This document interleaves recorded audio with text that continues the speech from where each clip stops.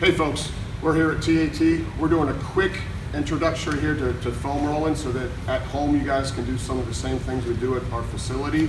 If you have one of these, use it. If you don't and you want one, arrange with me, come up to the facility and I'll give you one to use during this time.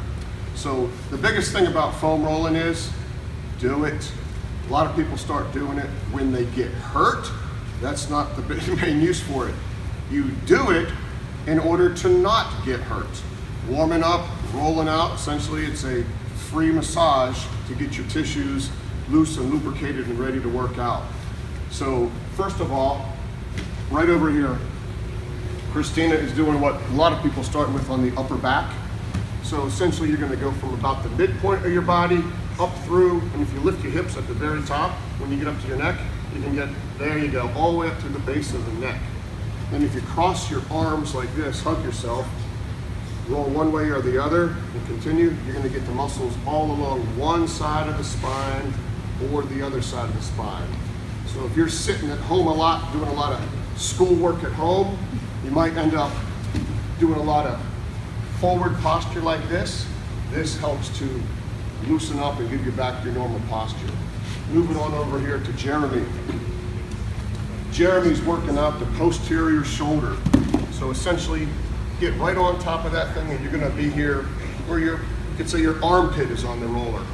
And then what he's doing is finding spots where it hurts, and he's gonna make little motions with his arm. He can roll back and forth. He can also roll this way and this way. So there's a lot more on the back side of your shoulder than you realize that can get tight. This is a common problem area, especially with our throwing athletes. And you can go the whole way out through your tricep. So get yourself situated where you're going the whole way out through your tricep. Okay? And right there, let's say that he finds a spot on his tricep right here. Hold on the spot that hurts and then flex the arm. And you can do that technique with almost all of the body parts. All right, so moving down to the lower body, Leah's showing us how to do our shins. And essentially, you can think you got about 300 degrees, except for the bone on your shin, you can go the whole way around your shin. So she can rotate this way and that way. She can put her foot on top. When you feel a spot that hurts, that's where you need to work. So let's say it hurts right there. Okay, she's giving extra pressure with this leg on the top.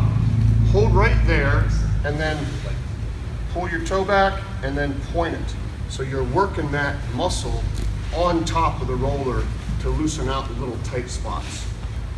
Moving along over here, Adam's where a lot of the meat and potatoes gets done on the lower body, or on the thigh part of the lower body with the roller. So he's doing his quad. He's got his one thigh over the side, so he's got all the pressure on one. So this is a real key area to start with. Now, you have a lot of surface area here. So you want to rotate your body around, kind of get at different angles, find the spot that hurts, and then camp on it. So find the spot to camp and camp on it, stay right there. Okay. So this is the perfect spot right here then, where you then move the muscle on top of the foam roller. And when you're doing this right and you have a place where you should be doing it, it's not gonna be comfortable. However, if you do it repeated times over repeated days, make it a habit, that goes away. Y'all's bodies are young, they're gonna be able to change very quickly and get super elastic and back to normal. Rotating over here. Christina, from that position, doing the quad, can just open up the thigh and arrange the roller right here, where we're now doing the groin, the inside of the thigh. Same thing applies, she finds a spot, she can do little motions like that. Flipping over here, Jeremy is on the outside of the thigh, on the IT band, essentially that big tendon that's on the outside of the thigh. Same thing applies, find a spot, stay on it, flex that knee. Whole way around, excuse me. On the back side of the thigh, we got our hamstring. So Leah's gonna roll from her knee to her hip, Get the whole way up, there you go. A lot harder on this one, on a foam roller on the ground, to do the body, the knee moving back and forth, obviously just because of the mechanics of it. But you can find a spot and then rotate back and forth this way and this way, or just make little rolls back and forth.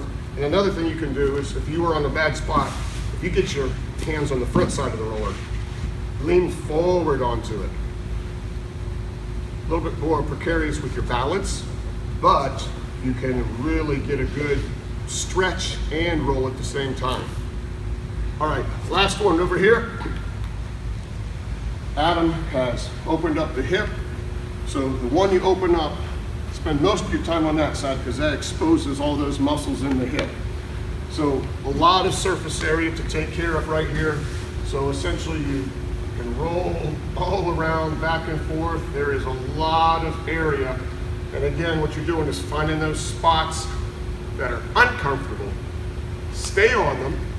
If there's a way to move your body on the roller without rolling on the roller, stay on those spots that are tight to help loosen them up.